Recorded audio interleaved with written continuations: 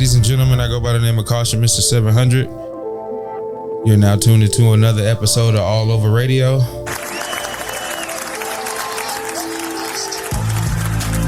I have a very esteemed guest on my hands here. Artist, actress, writer, black woman. But you know, that's a big deal for us here at Allova Radio. You know what I'm saying? I will let her introduce herself. Go ahead and let the people know who you are. Hello, I am Genesis. Like you said, actress, writer, singer. And I am super happy to be here. All right, and we are definitely happy to have you here. I think it's definitely for me. This is different because a lot of our guests are specifically music, or you know, I've done different things where people do a lot of different kind of mediums in art that are music. But it's good to get the perspective of somebody who's on both sides of it. Right. So where are you from? Tell people where you're from. I'm from Inglewood, California. Hey, listen. What are you doing out here? I've been out here a long time. But I always hold like Inglewood. Like anyone who knows me knows I'm gonna rep Inglewood to the depths.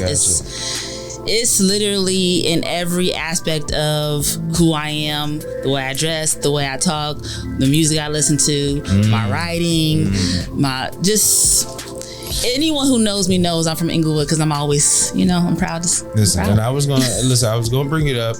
And you kind of answered my next question, which was how much of an influence does that have on like your art and how you create and things like that? All the influence. Now when it comes to writing, I will say, actually no. I've been writing for a long time. There's like poetry and stuff like that. But when I decided to start script writing or screenwriting, my influence did come from my favorite rapper, J. Cole. Okay, nice. Now, I see you did have the Tale of Two Sides, was it? A Tale of Two Cities. Yeah, Tale of Two Cities, yeah. I'm sorry. Mm-hmm. So, like, what was the creative part? Like, what was it, just an admiration of the music, or like, what prompted that? So, I mean, it's kind of a long story, not too much, I'm gonna make short. Right. But I always wanted to do fashion design. Okay. In middle school and high school, that was the goal, to do fashion design. I ended up going to UNLV because my mom, she made too much money to get the financial aid. So she saved for me to, go to the school that I wanted to go to, which is the Art Institute of San Francisco. Nice. Shout out to mom for making it happen. I stayed at UNLV. I also lived in Las Vegas. Okay. I lived there for like 7 years. I stayed in Vegas. I did like one semester at UNLV. Okay. And I kind of just like decided to stay there.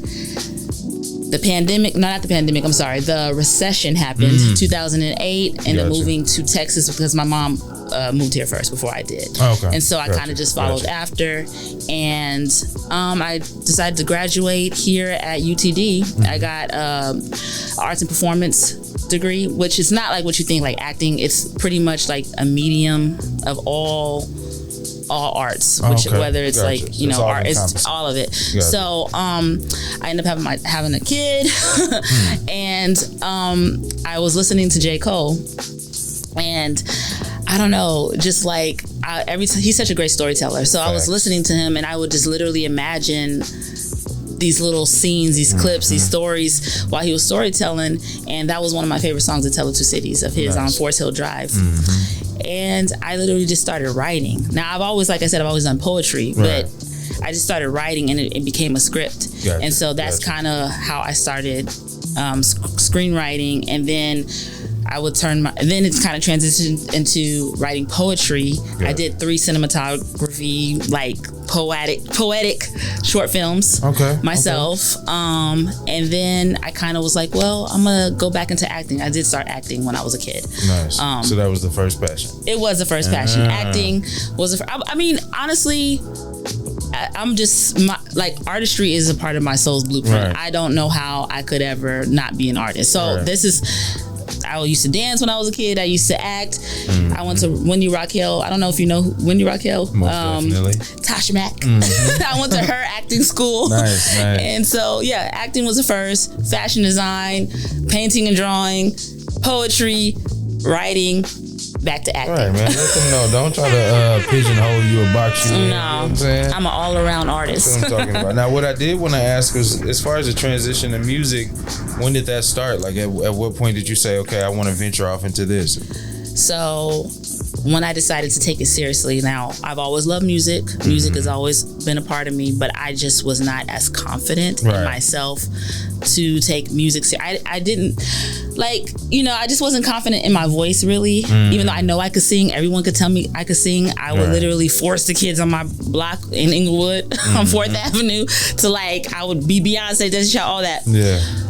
But when I decided to take it seriously was probably like 2 years ago when I was on set, actually, and I was a singer on set. It's actually a film called First Love Movie. It's on Amazon Prime right now. I was a singer. It was a 70s like movie, and I was like the superstar. And of course, while we were on set, you know, we had to go to the studio, and I don't know, I was just like, struck a chord, huh?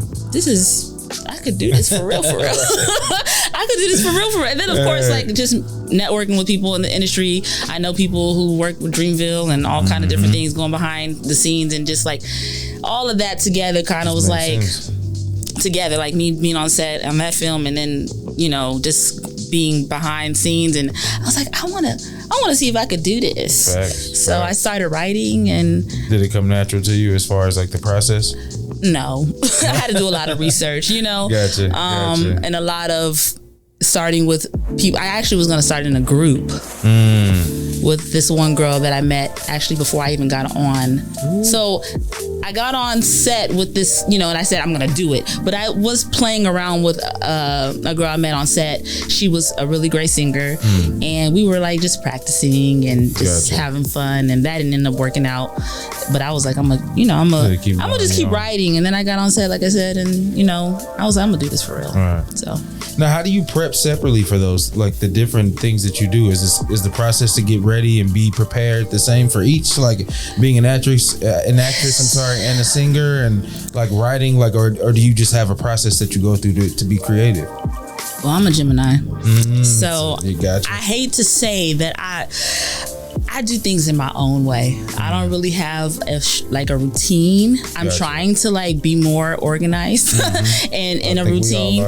I am very sporadic, and I'm learning to not be. Right. And it's hard, especially because I got children, you know, I got a family and work and all that other stuff. But I just start like writing, and I take so much inspiration, like as we all do as artists, right? And then, of course, you know, I got blessed enough that one of my childhood friends from Inglewood, actually, we kind of reconnected, and he's now my producer. And so, best kind of situations are the ones with people you can trust and that you know.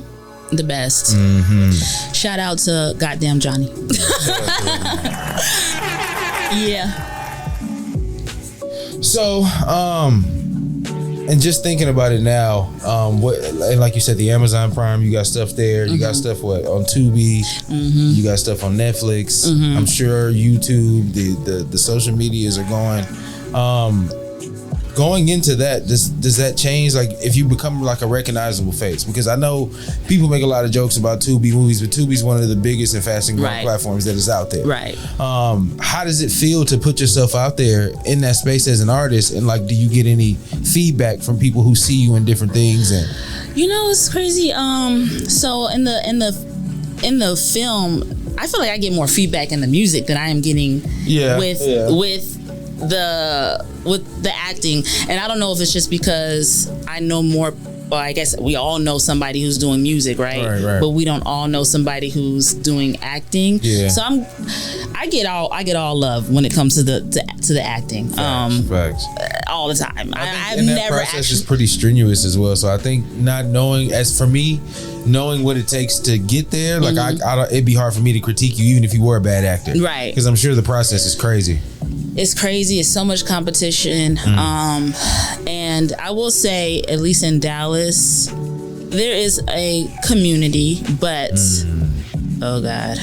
Yeah, you're leading right into my questions. Let's get this going. You're doing a great job. No, you're doing a great. Round of applause for me for that. You're leading right into my next questions. Keep going. So, before I started acting, going back into acting, I'll say around 2019. I was doing the cinematography, the cinematic poetic films, and some of my favorite types of just visuals is just, I love coloring, I love details, I love intimate scenes. So I love indie films, but when I say indie films, I'm talking about like Barry Jenkins' Moonlight. I'm talking about like Ava DuVernay, Middle to Nowhere. Facts. And so, of course, there's a lot of amazing art and just films on Tubi, but there's a lot of bullshit as well. And then I feel like Dallas, because there's so much talent here. There's so much talent, but I think that there's this cycle of just like, in Tubi and specifically, people have, because it's easy to get on Tubi, the quality is just like not there. And and it seems like a lot of regurgitated ideas and concepts and storylines. I think the ones that stand out are the ones that are, like you say, more original. The art is missing. Yes. It's just the art is missing. Yes. Which is crazy. That correlates to music as well. I think that's an issue with the music these days. I think if you'd ask like purists or those that are really into the art form, what's missing is exactly what you say, the art part of it. Because everything is easily accessible. Anybody can go into a studio. Of course, so it has it's like a blessing and a curse. There's more opportunities, but of course the quality starts to like water down because of that. So tell me something about Inglewood, or let people know something about Inglewood that they may not know unless they were from there. Okay, so it's funny, when I first moved from Inglewood to Las Vegas, no one could believe that I was from Inglewood, because I guess I was supposed to be like ghetto and street. Yeah, they never can. They don't understand. Yo, LA is so unique when it comes to like the hoods out there, because you hear proper gangster, the way we talk is very like, we accentuate the R's and things.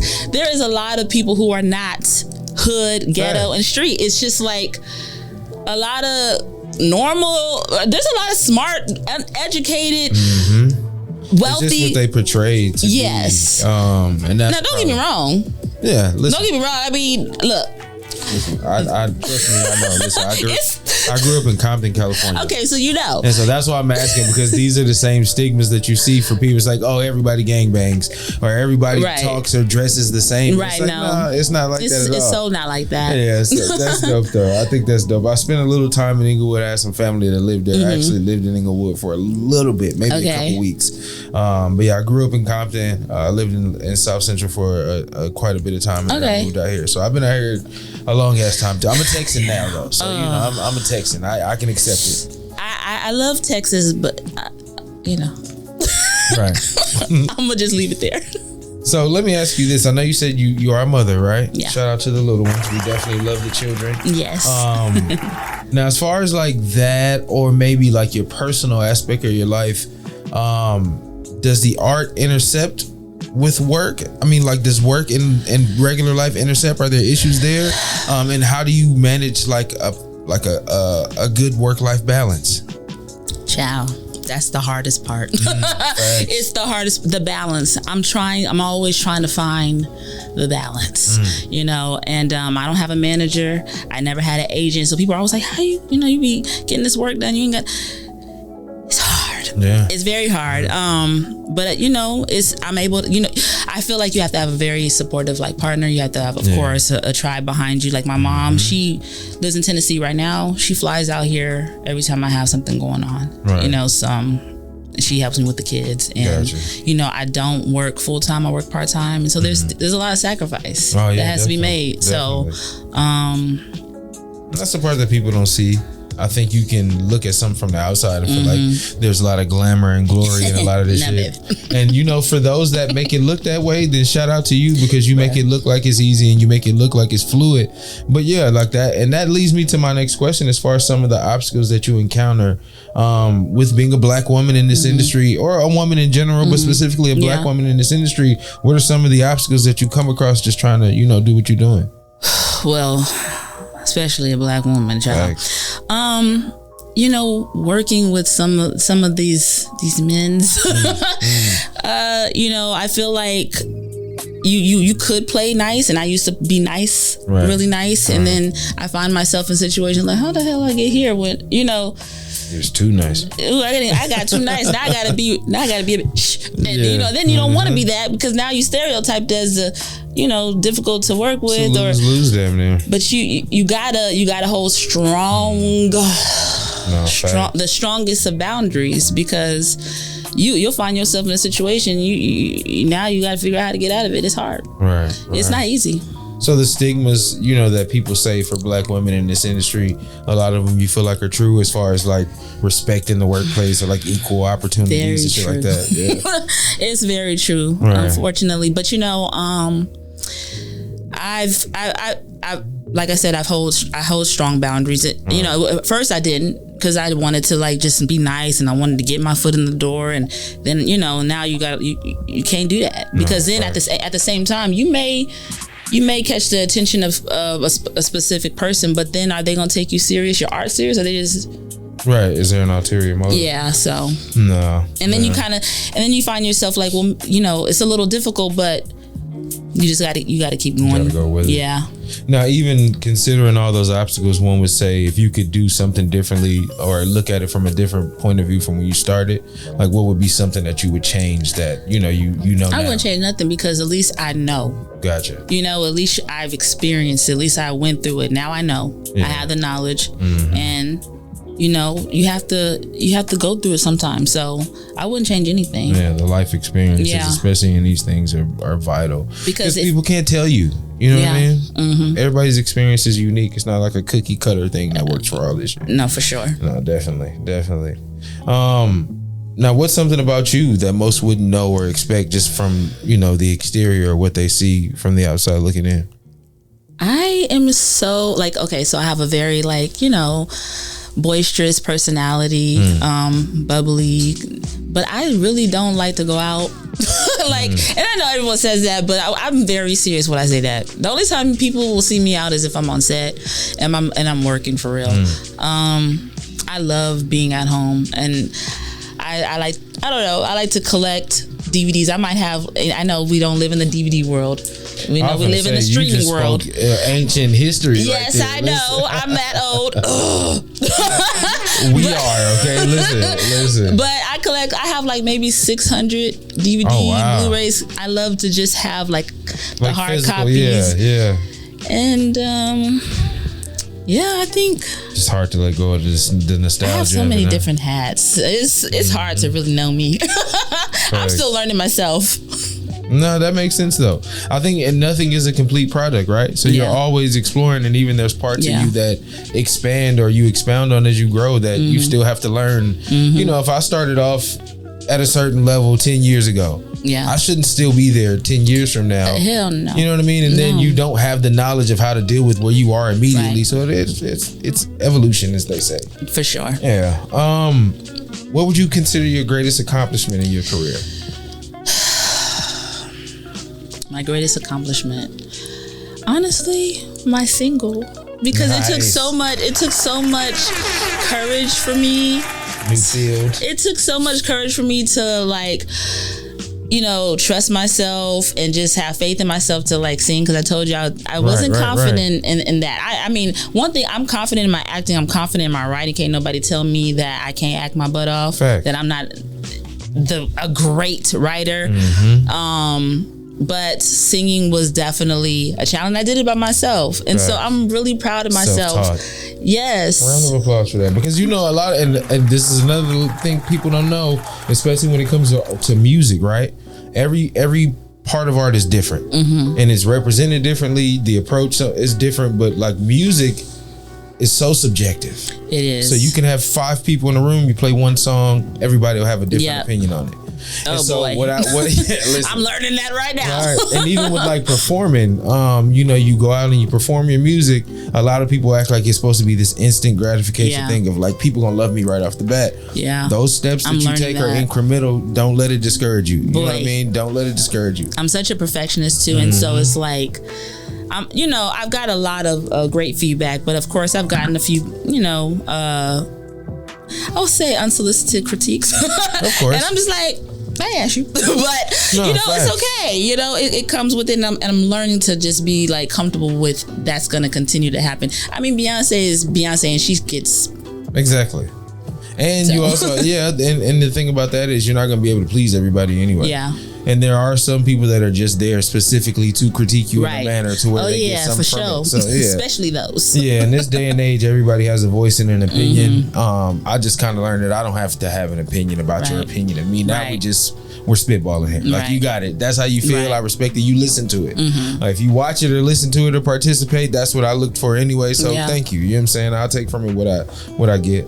But no, that's dope though. I think for that to be one of your greatest accomplishments is dope because it shows that you're, going into some different uncharted territory. I feel like a whole brand new artist. I mean, it's scary, it's fun, it's nerve-wracking, but I'm having a blast. All right. So right, gotcha. All right. Is there anything on the horizon, that you want people to check out for as far as, things you got coming? Yeah. So this first single is just one song that's going to be on the EP. Okay. Hopefully coming out early next year. It's going to be dedicated to Inglewood. And I have a film that's going to be coming out next year called Dynasty, starring Lil Flip. Nice. Written by Lioness. There's a movie I'm in right now. I'm 10 Toes Down on Amazon Prime, Tubi.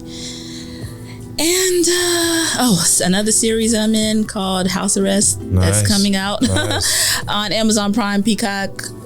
So but definitely look out for that EP as well. So that's going to be something that I literally stopped auditioning so I can just focus on the music right now. So. Gotcha. How would you describe your sound to somebody who's never heard you before? Definitely like sultry, sexy, R&B, but neo soul as well. Think of like the female Sir. Ah, nice. I love Sir. Yes. It's one of my favorites. Okay, that definitely is intriguing. I think a lot of times it's of course how you package everything, how it looks when people see it first. But I think once they get into it, if they can connect the sound, not necessarily to a specific artist, but to a type of sound. So different pockets of R&B are like.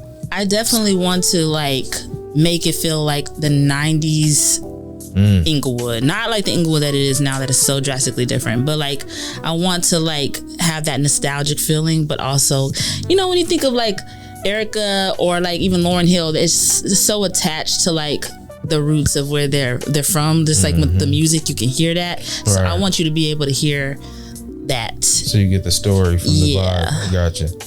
Okay. Let people know where they can find you, your socials or, website, anything you got for people to be able to check you out. My Instagram is Jen the 10, GENN 2 N's, the 10. My Twitter is Jen the 10, 1 N. My TikTok is Jen the 10, 2 N's. Keep it consistent. Yep. My YouTube is Jen the 10, 1 N. Nice. So Awesome. Well, I definitely appreciate you coming out, spending some time with us, letting people know who you are.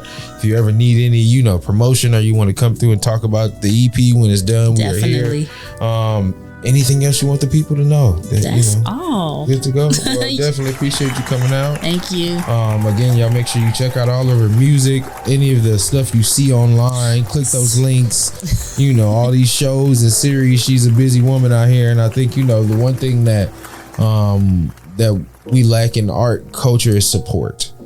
And so it's tough to always beg for it, and sometimes you just want it to be appreciated. So for those that are out there, if you get a chance to at least tap into it, support doesn't have to be money. It doesn't have to be monetary. It really don't. Digital currency works just fine. So. Like the post. Stop being a hater. Just like it. Jeez. Just look at it. I see the views go up. So many. Why are my views 300 views and I got what is going 50 like? Come on. Can I get at least 20% of these to translate? Don't be a hater. No, facts. We definitely appreciate you having you out. Thank you for coming out. All Over Radio, caution, Mr. 700. We out of here. Thank you.